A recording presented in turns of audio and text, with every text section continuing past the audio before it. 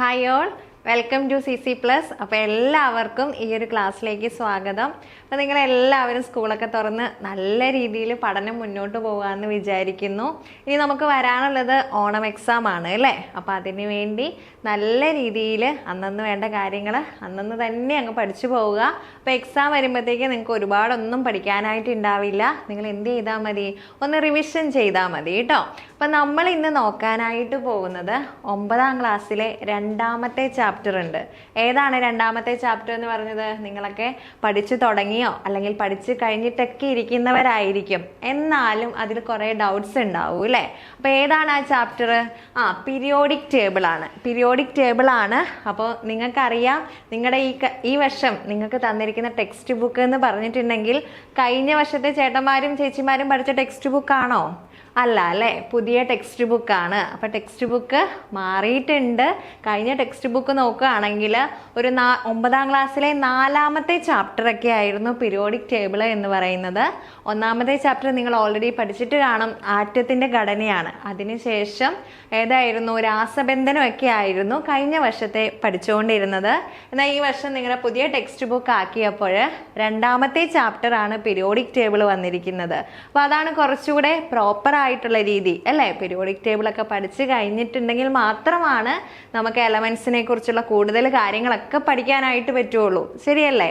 അപ്പോൾ നോക്കുക, അപ്പോൾ നിങ്ങൾ പീരിയോഡിക് ടേബിളിൻ്റെ ചാപ്റ്റർ നിങ്ങൾ നോക്കിയിട്ടില്ലെങ്കിൽ എല്ലാവരും ഈ വീഡിയോ കാണുമ്പോൾ ഒന്ന് ടെക്സ്റ്റ് ബുക്ക് നോക്കുക. അപ്പോൾ ഈ ടെക്സ്റ്റ് ബുക്ക് എടുത്തിട്ടുണ്ടെങ്കിൽ അതിൽ പറയുന്നൊരു കാര്യമുണ്ട്. എന്താണെന്നറിയോ? അതായത് മെൻഡലീഫിൻ്റെ പീരിയോഡിക് ടേബിളിൻ്റെ മേന്മകൾ നിങ്ങൾക്കറിയാമല്ലോ എന്ന് ചോദിച്ചിട്ടാണ് നിങ്ങളുടെ ഈ ഒരു പാഠഭാഗം തുടങ്ങുന്നത്. ശരിയല്ലേ? അതെവിടെയാണ് നിങ്ങൾ പഠിച്ചിരിക്കുന്നത്? നിങ്ങൾ പഠിച്ചിട്ടുണ്ടോ? ഇല്ല. കാരണം എന്താണ്?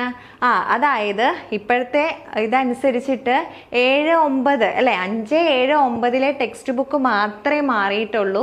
8ാം ക്ലാസ്സിലെ ടെക്സ്റ്റ് ബുക്ക് മാറിയിട്ടില്ല. അപ്പം കഴിഞ്ഞ വർഷം നിങ്ങൾ 8ാം ക്ലാസ്സിൽ പഠിച്ചതിന് ശേഷമാണ് അല്ലേ, 8ാം ക്ലാസ്സിലെ ടെക്സ്റ്റ് ബുക്ക് പഠിച്ചതിന് ശേഷം ആണ് 9ലേക്ക് വന്നിരിക്കുന്നത്.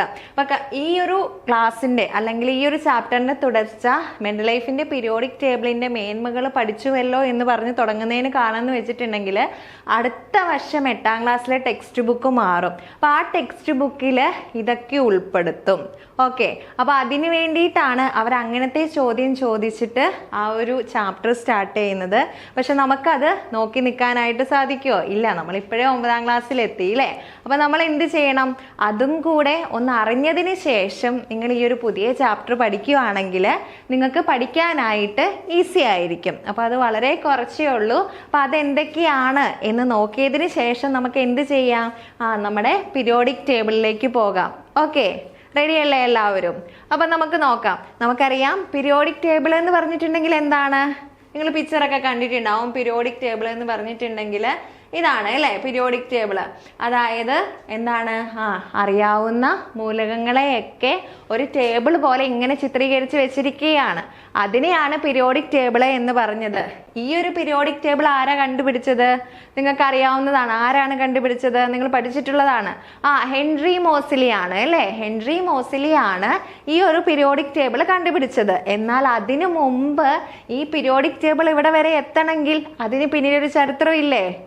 ഉണ്ട്, ചരിത്രമുണ്ട്. എങ്കിൽ മാത്രമാണ് മാറ്റങ്ങൾ വന്ന് ഇന്നീ കാണുന്ന രീതിയിൽ പീരിയോഡിക് ടേബിൾ എത്തുകയുള്ളൂ. അപ്പം അതെങ്ങനെയാണ് ഇവിടം വരെ എത്തിയത് എന്നൊക്കെയുള്ള കാര്യങ്ങൾ നമുക്കൊന്ന് നോക്കിയിട്ട് വരാം. അപ്പോൾ നോക്കുക, ആദ്യമായിട്ട് അതായത് തന്നിരിക്കുന്ന മൂലകങ്ങൾ അല്ലെങ്കിൽ എന്താണ് കണ്ടെത്തപ്പെട്ടിരിക്കുന്ന മൂലകങ്ങളെ ആദ്യമായിട്ട് വർഗീകരിക്കുന്ന ശാസ്ത്രജ്ഞൻ ആരാണെന്ന് നിങ്ങൾക്ക് അറിയാവോ? നിങ്ങൾ കേട്ടിട്ടുണ്ടാവും, ഒരുപാട് കേട്ടിട്ടുള്ള പേരാണ്. ആരാണെന്ന് അറിയാവോ? ആരാണ്? ലാവോക്സിയ ആണ്. ആരാണ്? ലാവോക്സിയ ആണ്. അപ്പൊ ലാവോക്സിയയുടെ കാലഘട്ടത്തിൽ ഏകദേശം 30ഓളം, എത്രയാണ്? 30ഓളം മൂലകങ്ങളായിരുന്നു അന്ന് കണ്ടുപിടിക്കപ്പെട്ടിട്ടുണ്ടായുള്ളൂ. ആ മൂലകങ്ങളെ ലോഹങ്ങള്, അലോഹങ്ങള്, എന്തൊക്കെയാണ്? ലോഹങ്ങൾ. ലോഹങ്ങൾ എന്ന് പറഞ്ഞിട്ടുണ്ടെങ്കിൽ എന്താണ്? മെറ്റൽസ് ആണ് അല്ലെ? ലോഹങ്ങള് മെറ്റൽസ് ആണ്. ദെൻ അലോഹങ്ങൾ എന്താണ്?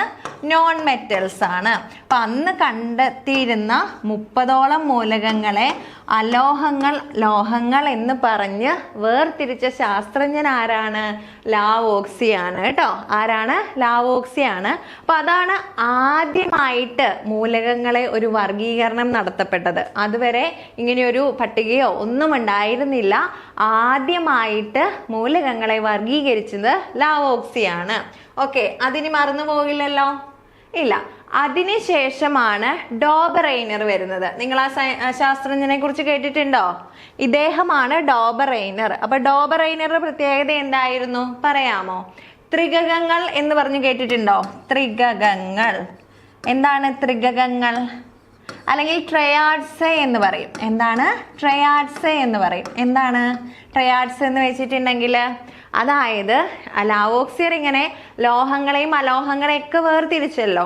അതിനുശേഷം പിന്നീട് ഇങ്ങനെയൊരു വർഗീകരണം നടത്തിയ ശാസ്ത്രജ്ഞൻ, മെയിനായിട്ട് വർഗീകരണം നടത്തിയ ശാസ്ത്രജ്ഞൻ ആരാന്ന് ചോദിച്ചിട്ടുണ്ടെങ്കിൽ ആരാണ്? ഡോബറൈനർ ആണ്. ഡോബറൈനർ എന്താ ചെയ്തതെന്ന് വെച്ചിട്ടുണ്ടെങ്കിൽ, ആ ടൈമിൽ വരെ കണ്ടെത്തപ്പെട്ടിരുന്ന മൂലകങ്ങളെ അതിൻ്റെ ആറ്റോമിക മാസ്, എന്തിൻ്റെ ബേസിലാണ്? ആറ്റോമിക മാസ്. എന്താണ്?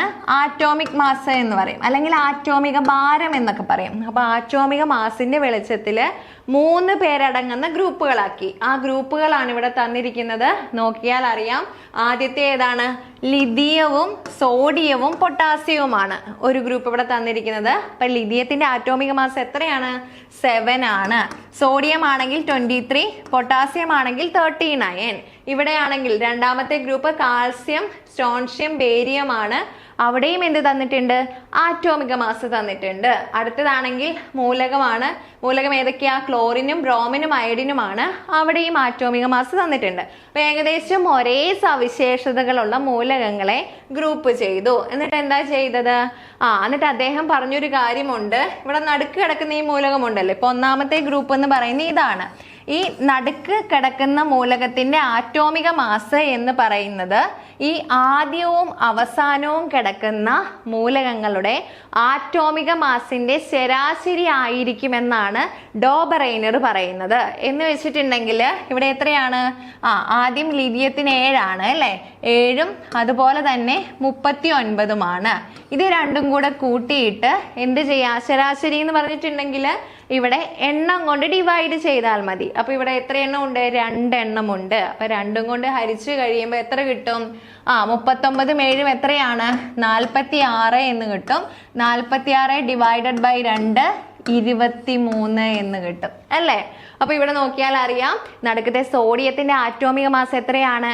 23 ആണ്. അപ്പൊ ഈ പറയുന്ന ഒരു നിയമമാണ് ലോ ഓഫ് ട്രയാഡ്സ്, അല്ലെങ്കിൽ ത്രികകങ്ങൾ എന്ന് പറയും. ക്ലിയർ ആയോ? അതുപോലെ തന്നെയാണ് ഇവിടെ. നിങ്ങൾ ഒന്ന് ചെയ്ത് നോക്കുക കേട്ടോ. എന്ത് ചെയ്യണം? ഈ 40ഉം 137.3 കൂടെ കൂട്ടിയിട്ട് 2 കൊണ്ട് ഡിവൈഡ് ചെയ്യുമ്പോൾ 87.6 ആണോ കിട്ടുന്നതെന്ന് നിങ്ങളൊന്ന് കൂട്ടി നോക്കണം. നോക്കിയില്ലേ? അപ്പൊ അങ്ങനെ നോക്കുക. അതുപോലെ തന്നെ അടുത്തതും ഒന്ന് നോക്കുക. അപ്പൊ ഇതാണ് ലോ ഓഫ് ട്രയാഡ്സ് എന്ന് പറയുന്നത്. ക്ലിയർ ആയോ? ഓക്കെ അല്ലേ? ഇനി നമ്മൾ അടുത്തതിലേക്ക് പോവുകയാണ്. അടുത്ത ആരാണ്? അടുത്ത പീരിയോഡിക് ടേബിള് ഇവിടം വരെ എത്തുന്നതിൽ നിർണായക പങ്ക് വഹിച്ച മറ്റൊരു ശാസ്ത്രജ്ഞനാണ് ന്യൂലാൻഡ്സ്. ആരാണ്? ജോൺ ന്യൂലാൻഡ്സ് എന്ന് പറയും. കേട്ടിട്ടുണ്ടോ നിങ്ങൾ? ഉണ്ടാവും. ഓക്കെ. അപ്പൊ ന്യൂലാൻഡ്സിന്റെ പ്രത്യേകത എന്ന് വെച്ചിട്ടുണ്ടെങ്കിൽ അദ്ദേഹം എന്ത് തന്നെ ചെയ്തു? അന്ന് കണ്ടെപ്പെട്ടിരുന്ന ഏകദേശം ഒരു 56ഓളം മൂലകങ്ങൾ ഉണ്ടായിരുന്നു. എത്രയാണ്? 56ഓളം മൂലകങ്ങൾ ഉണ്ടായിരുന്നു. ഈ 56 മൂലകങ്ങളെ അദ്ദേഹം ഏകദേശം ആറ്റോമിക മാസിന്റെ ആരോഹണ ക്രമത്തിൽ തന്നെ അദ്ദേഹം അറേഞ്ച് ചെയ്ത് വരുമ്പോൾ അദ്ദേഹം ഒരു പ്രത്യേകത കണ്ടു. എന്താണ് ആ പ്രത്യേകത? ലോ ഓഫ് ഒക്ടേവ്സ് എന്ന് പറയും, അല്ലെങ്കിൽ എന്താണ്? അഷ്ടക നിയമം എന്ന് പറയും. എന്താണ് അഷ്ടക നിയമം എന്ന് വെച്ചിട്ടുണ്ടെങ്കിൽ, അഷ്ടക നിയമം, അഷ്ടകം എന്ന് കേൾക്കുമ്പോൾ നിങ്ങൾക്ക് അറിയാം അവിടെ എന്തുമായിട്ട് ബന്ധപ്പെട്ടതാണ്? അഷ്ടകം എത്രയാണ്? 8 ആണ് അല്ലേ? 8ഉമായിട്ട് ബന്ധപ്പെട്ടതാണ്.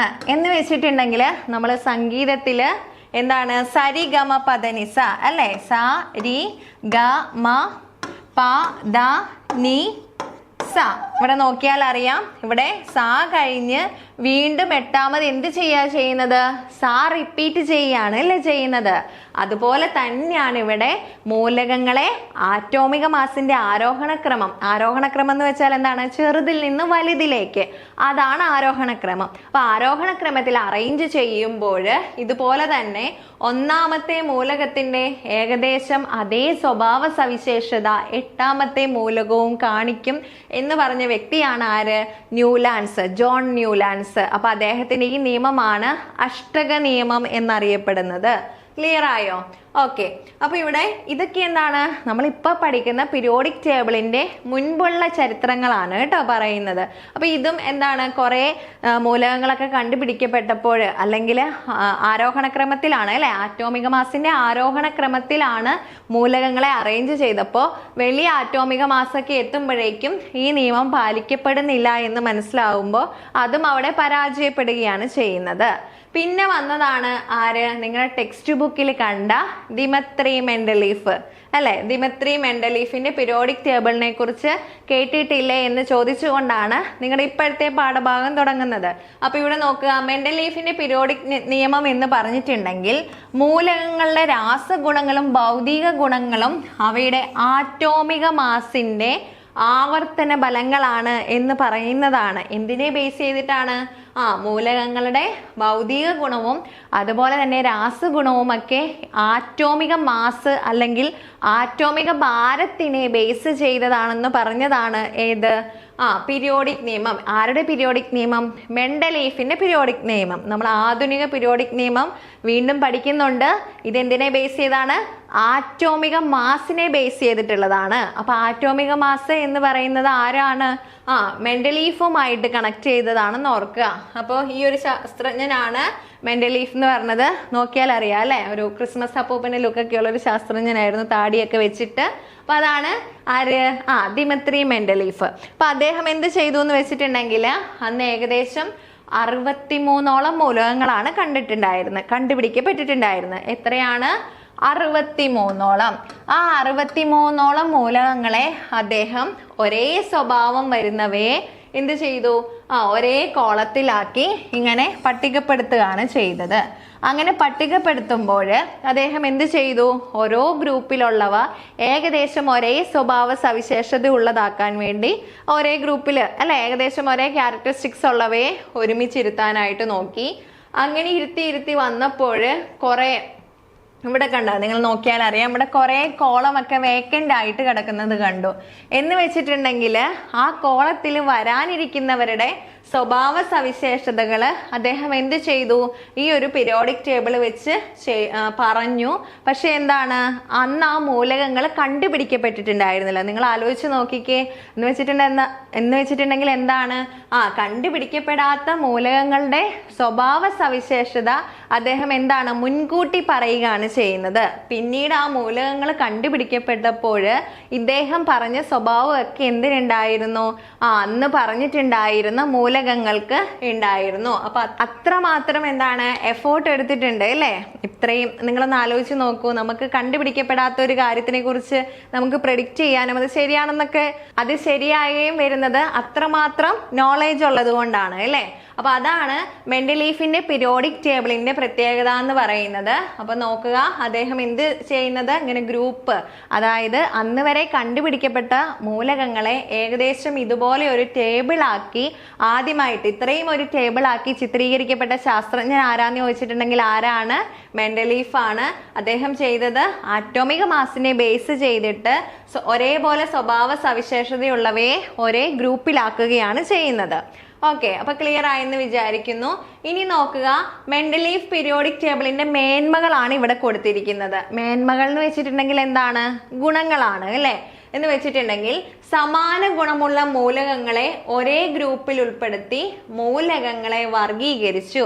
ഇത് രസതന്ത്ര പഠനം എളുപ്പമാക്കി. എന്ന് വെച്ചാൽ ഒരേ സ്വഭാവമുള്ളവയെ ഒരു ഗ്രൂപ്പിൽ ഉൾപ്പെടുത്തിയിട്ടുണ്ടെങ്കിൽ നമുക്ക് ആരുടെയെങ്കിലും ഒരാളുടെ സ്വഭാവം പഠിച്ചാൽ മതി അല്ലേ? ബാക്കിയുള്ളവയൊക്കെ ഏകദേശം അതേ സ്വഭാവം ഉള്ളതാണെന്ന് നമുക്ക് മനസ്സിലാക്കാൻ പറ്റും. അപ്പൊ അദ്ദേഹം അത് ചെയ്തു.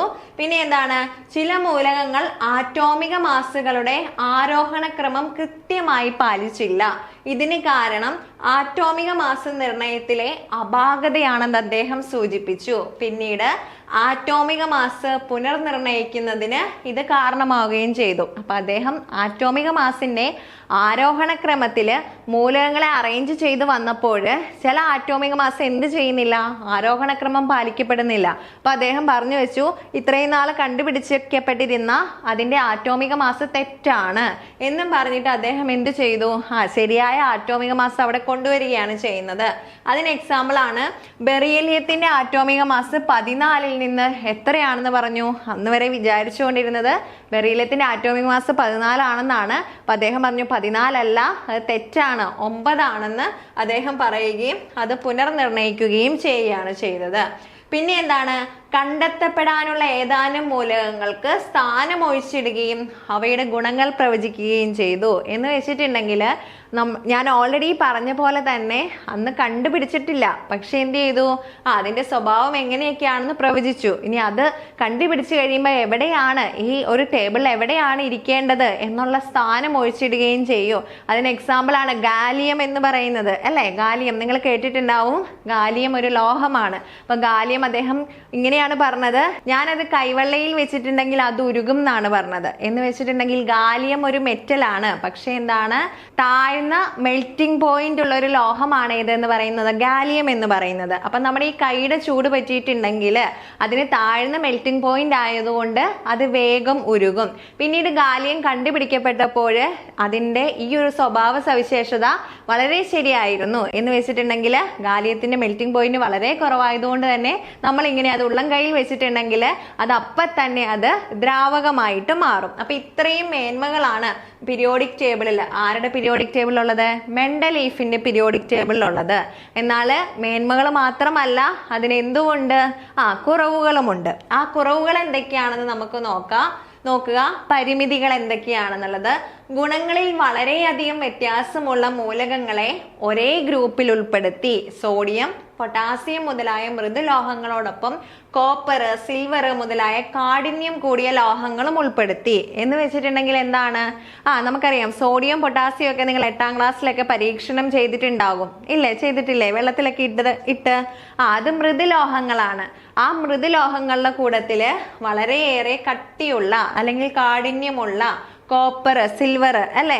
ചെമ്പും വെള്ളിയൊക്കെ നമുക്കറിയാം നല്ല കട്ടിയുള്ളതാണ്. ആ കട്ടിയുള്ള ലോഹങ്ങളെയും ഒരേ ഗ്രൂപ്പിൽ, അതായത് വ്യത്യസ്തമായ സ്വഭാവ സവിശേഷതയുള്ളവയെ ഒരേ ഗ്രൂപ്പിൽ ഉൾപ്പെടുത്തി. പിന്നെ എന്താണ്, ഹൈഡ്രജൻ എന്ന മൂലകത്തിന് കൃത്യമായ സ്ഥാനം നൽകിയില്ല. നിങ്ങൾ പീരിയോഡിക് ടേബിൾ നോക്കിയാൽ അറിയാം ഹൈഡ്രജൻ എവിടെയാണെന്ന് ഇപ്പോഴും ഒരു തീരുമാനമില്ല, അല്ലെ? എന്നാൽ പോലും അന്ന് അദ്ദേഹത്തിന് പ്രത്യേകമായിട്ടുള്ളൊരു സ്ഥാനം നൽകാനായിട്ട് പറ്റിയില്ല. ലിഥിയം, സോഡിയം, പൊട്ടാസ്യം മുതലായ ലോഹങ്ങളോടൊപ്പം അലോഹമായിട്ടുള്ള ഹൈഡ്രജന് സ്ഥാനം നൽകി. എന്ന് വെച്ചിട്ടുണ്ടെങ്കിൽ ലോഹങ്ങളായിട്ടുള്ള പൊട്ടാസ്യം, ലിഥിയം പോലുള്ളവയോടൊപ്പം അലോഹമായിട്ടുള്ള ഹൈഡ്രജനെയും പൊസിഷൻ നൽകി. പിന്നെ എന്താണ്, ആറ്റോമിക മാസിന്റെ ആരോഹണ ക്രമം അദ്ദേഹം ഓൾറെഡി പറഞ്ഞിരുന്നു, അല്ലെ? ആറ്റോമിക മാസിന്റെ ആരോഹണ ക്രമത്തിലാണ് ഇത് അറേഞ്ച് ചെയ്തിരിക്കുന്നത്. പക്ഷേ വലിയ വലിയ ആറ്റോമിക മാസ് വന്നപ്പോഴേക്കും അതിന്റെ ആരോഹണ ക്രമം പാലിക്കപ്പെടാനായിട്ട് സാധിച്ചില്ല. അതിന് എക്സാമ്പിൾ ആണ് കൊബാൾട്ട്, നിക്കൽ, ടെലൂറിയം. ഇതിന്റെ ഒന്നും ആറ്റോമിക മാസ് ആ പീരിയോഡിക് ടേബിൾ നോക്കിയിട്ടുണ്ടെങ്കിൽ ആരോഹണ ക്രമത്തിലല്ല പോകുന്നത് എന്ന് മനസ്സിലാകും. അപ്പൊ ഇത്രയൊക്കെയാണ് നമ്മുടെ മെൻഡലീഫിന്റെ പീരിയോഡിക് ടേബിളിനെ കുറിച്ച് പറയാനുള്ളത്. ഇത് നിങ്ങളുടെ SCERT ടെക്സ്റ്റ് ബുക്കിൽ ഇല്ല, ഇപ്പോഴത്തെ ടെക്സ്റ്റ് ബുക്കിൽ ഇല്ല. നിങ്ങളുടെ മാറിയ ടെക്സ്റ്റ് ആയതുകൊണ്ടാണ്. ഇത് പഴയ ടെക്സ്റ്റിൽ ഇത് കറക്റ്റ് ആയിട്ട് കിടപ്പുണ്ട്. അപ്പൊ ആർക്കെങ്കിലും ഇത് മനസ്സിലായില്ലെങ്കിൽ ഒന്നുകൂടെ നിങ്ങൾക്ക് ആ ടെക്സ്റ്റ് വായിച്ചു നോക്കുക. അല്ലെങ്കിൽ എന്ത് ചെയ്യാം, ഇത്ര മാത്രമേ ഉള്ളൂ, ഇതൊന്ന് മനസ്സിലാക്കി വെച്ചാൽ മതി കേട്ടോ. ഓക്കെ, അപ്പൊ നിങ്ങളെല്ലാവരും നല്ല രീതിയിൽ ഓൺ എക്സാമിന് പ്രിപ്പയർ ചെയ്യാണ്, അല്ലേ? അപ്പൊ പ്രിപ്പയർ ചെയ്യുമ്പോൾ നിങ്ങൾക്ക് എന്ത് വേണം, നല്ല മാർക്കിൽ എത്തണം. നല്ല മാർക്കിൽ എത്തണമെങ്കിൽ നിങ്ങൾക്കൊരു സ്പെഷ്യൽ സപ്പോർട്ട് വേണം. ചിലരെയൊക്കെ സംബന്ധിച്ച് തന്നെ പഠിക്കാനായിട്ട് പറ്റത്തില്ല, അല്ലെങ്കിൽ പാരൻസിന് ചിലപ്പോൾ സമയം കാണത്തില്ല പറഞ്ഞു തരാനായിട്ട്, അല്ലേ? അവരൊക്കെ ജോലിക്കാരൊക്കെ ആണെങ്കിൽ നിങ്ങൾക്ക് വേണ്ടി മാത്രമായിട്ട് ഒരു ട്യൂഷൻ ടീച്ചർ നിങ്ങൾക്ക് ഇഷ്ടമല്ലേ? അല്ലേ നിങ്ങളും ആ ഒരു ടീച്ചറുമായിട്ട് നല്ല കോൺവെർസേഷനൊക്കെ ആയിട്ട് ക്ലാസ് എടുക്കുന്നത് നിങ്ങൾക്ക് ഇഷ്ടമല്ലേ? ക്ലാസ് അല്ല, നമുക്ക് പരസ്പര ഫ്രണ്ട്സിലെയൊക്കെ പോലെ സംസാരിച്ചിരിക്കുന്നത് ഇഷ്ടമല്ലേ? അങ്ങനെ പഠിച്ചു നോക്കിയാലോ? അപ്പൊ അതിന് വേണ്ടിയിട്ടാണ് CC+ LKG to 12th standard വരെ 1-to-1 ട്യൂഷൻ ഉണ്ട് എന്ന് വെച്ചിട്ടുണ്ടെങ്കിൽ. CBSE ഉണ്ട്, അതുപോലെ തന്നെ സ്റ്റേറ്റും ഉണ്ട്. സ്റ്റേറ്റിലാണെങ്കിൽ ഇംഗ്ലീഷ് മീഡിയവും മലയാളം മീഡിയവും ഉണ്ട്. അപ്പൊ നിങ്ങൾക്ക് ആർക്കെങ്കിലും ഇതുപോലെ ട്യൂഷന് ചേർന്ന് നല്ല രീതിയിൽ ഹാപ്പി ആയിട്ട് പഠിക്കണം എന്ന് ആഗ്രഹം ഉണ്ടെങ്കിൽ ഈ ഒരു നമ്പറിൽ കോൺടാക്ട് ചെയ്താൽ മതി. അപ്പൊ നമ്പർ നിങ്ങൾക്ക് അറിയണ്ടേ? എത്രയാ നമ്പർ എന്നുള്ളത് നിങ്ങളൊന്ന് നോട്ട് ചെയ്ത് വെക്കുക. എന്നിട്ട് നിങ്ങൾ എന്ത് ചെയ്യുക? നിങ്ങളുടെ പാരൻസിനോട് പറയുക, എന്നിട്ട് ഒന്ന് വിളിക്കുക കേട്ടോ. എന്താണ് നമ്പർ? 9496949929 എന്നുള്ളതാണ്. നോട്ട് ചെയ്തോ? ഒന്നുകൂടെ പറയാം, 9496949929 എന്നുള്ളതാണ് കേട്ടോ നമ്പറിൽ. അപ്പം നമ്പറിൽ കോൺടാക്ട് ചെയ്യുക. നിങ്ങൾക്ക് ഏത് സബ്ജക്റ്റ് ആണോ ടഫ്, ചിലർക്ക് ഉണ്ടാവും അല്ലേ, ചിലർക്ക് മാത്സ് ടഫായിരിക്കും, അല്ലെങ്കിൽ ചിലർക്ക് സയൻസ് ടഫായിരിക്കും, ചിലർക്ക് ഹിസ്റ്ററി വായിച്ച് പഠിക്കാനൊക്കെ മടിയുള്ളവരുണ്ടാകും. ഇനി ചെറിയ കുട്ടികളാണെങ്കിൽ അക്ഷരമൊന്നും ശരിയായിട്ട് പ്രോപ്പറായിട്ട് എഴുതാനായിട്ട് അറിയാത്തവരുണ്ടാകും. അപ്പം അങ്ങനെ എന്തും ആയിക്കോട്ടെ നിങ്ങളുടെ പ്രശ്നം, അത് നമുക്ക് പരിഹരിക്കാം. നിങ്ങൾ എന്ത് ചെയ്യുക? ഈ ഒരു നമ്പറിൽ കോൺടാക്ട് ചെയ്താൽ മതി. ഓക്കെ. അപ്പൊ നമ്മൾ ഇത്രയും നേരം പറഞ്ഞത് എന്തായിരുന്നു? പീരിയോഡിക് ടേബിളിനെ കുറിച്ചിട്ടായിരുന്നു അല്ലേ? അപ്പൊ പീരിയോഡിക് ടേബിളിൽ നമ്മൾ ഇപ്പൊ കാണുന്ന പീരിയോഡിക് ടേബിൾ ആണ് ഏത്? ആധുനിക പീരിയോഡിക് ടേബിൾ അല്ലെങ്കിൽ മോഡേൺ പീരിയോഡിക് ടേബിൾ എന്ന് പറയും. എന്ന് വെച്ചിട്ടുണ്ടെങ്കിൽ നമ്മളിപ്പോൾ പറഞ്ഞു അല്ലേ, മെൻഡലീഫിന്റെ പീരിയോഡിക് ടേബിളിൽ കുറെ പരിമിതികളുണ്ട്. അപ്പൊ ആ പരിമിതികളൊക്കെ മാറ്റം വരുത്തിയിട്ടാണ് ഈ ഒരു ആധുനിക പീരിയോഡിക് ടേബിൾ കൊണ്ടുവന്നത്. ആരാണ് ആധുനിക പീരിയോഡിക് ടേബിൾ കൊണ്ടുവന്നത്? ഹെൻറി മോസിലി. ആരാണ്? ഹെൻറി മോസിലി എന്ന് പറയുന്ന ഈ ഒരു ശാസ്ത്രജ്ഞനാണ് ആധുനിക പീരിയോഡിക് ടേബിളിന്റെ പിതാവ് എന്ന് പറയുന്നത്. അപ്പൊ ആധുനിക പീരിയോഡിക് നിയമം ഇതുമായിട്ട് ബന്ധപ്പെട്ടിട്ട് പറയേണ്ടതാണ്. എന്താണ് ആധുനിക പീരിയോഡിക് നിയമം എന്ന് പറഞ്ഞിട്ടുണ്ടെങ്കിൽ, മൂലകങ്ങളുടെ രാസഗുണങ്ങളും ഭൗതിക ഗുണങ്ങളും അവയുടെ ആറ്റോമിക നമ്പറിന്റെ ആവർത്തന ഫലങ്ങളാണെന്നാണ് ആധുനിക പീരിയോഡിക് നിയമം പറയുന്നത്. എന്ന് വെച്ചാൽ ഒന്നുമില്ല, ഇത്രയും നാള് മൂലകങ്ങളെ അറേഞ്ച് ചെയ്തിരുന്നത് അവരുടെ ആറ്റോമിക മാസിനെ ബേസ് ചെയ്തിട്ടായിരുന്നു. ഇനി പറഞ്ഞു അത് തെറ്റാണ്, അപ്പൊ കറക്റ്റ് ആയിട്ട് കിട്ടത്തില്ല. പിന്നെ എന്തിനെ ബേസ് ചെയ്തിട്ടാണ്? ആറ്റോമിക നമ്പർ അല്ലെ? നമുക്കറിയാം ആറ്റോമിക നമ്പർ നിങ്ങൾ പഠിച്ചിട്ടുണ്ടാവും. ഹൈഡ്രജൻ ആറ്റോമിക നമ്പർ 1 ആണ്, ഹീലിയത്തിന് ആറ്റോമിക നമ്പർ 2 ആണ് എന്നൊക്കെ പഠിച്ചിട്ടുണ്ടാവും. അങ്ങനെ ആറ്റോമിക നമ്പറിനെ ബേസ് ചെയ്തിട്ട്, അതിന്റെ ആരോഹണ ക്രമത്തിനെ ബേസ് ചെയ്തിട്ട് അറേഞ്ച് ചെയ്തിരിക്കുന്ന പീരിയോഡിക് ടേബിൾ ആണ് ഏത്? മോഡേൺ പീരിയോഡിക് ടേബിൾ അല്ലെങ്കിൽ ആധുനിക പീരിയോഡിക് ടേബിൾ എന്ന് പറയും. നിങ്ങൾ നോക്കിയിട്ടുണ്ടെങ്കിൽ കാണാം, നിങ്ങൾ ടെക്സ്റ്റ് ബുക്കിൽ കറക്റ്റ് ആയിട്ട് കൊടുത്തിട്ടുണ്ട്. അപ്പൊ ആധുനിക പീരിയോഡിക് ടേബിളിന്റെ പിതാവ് ആരാണെന്ന് ചോദിച്ചിട്ടുണ്ടെങ്കിൽ ആരാണ്? ഹെൻറി മോസിലി ആണ്. ആരാണ്? ഹെൻറി മോസിലി ആണ്. അപ്പൊ ഇവിടെ നോക്കുക, ഈ ആധുനിക പീരിയോഡിക് ടേബിളിൽ വിലങ്ങനെയുള്ള നിരകൾ എന്ന് വെച്ചിട്ടുണ്ടെങ്കിൽ എന്താണ്? ഇങ്ങനെ പോകുന്ന ഈ ഒരു നിരയുണ്ടല്ലോ, ഇങ്ങനെ പോകുന്ന ഇതിനെയാണ് വിലങ്ങനെയുള്ള നിര എന്ന് പറയുക. ഇതിനെ എന്തെന്ന് പറയും? പിരീഡ് എന്ന് പറയും. എന്താണ്? പിരീഡ് എന്ന് പറയും.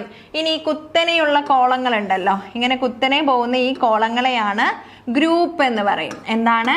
ഗ്രൂപ്പ് എന്ന് പറയും. ഗ്രൂപ്പും പിരീഡും തമ്മിൽ മാറിപ്പോകരുത്.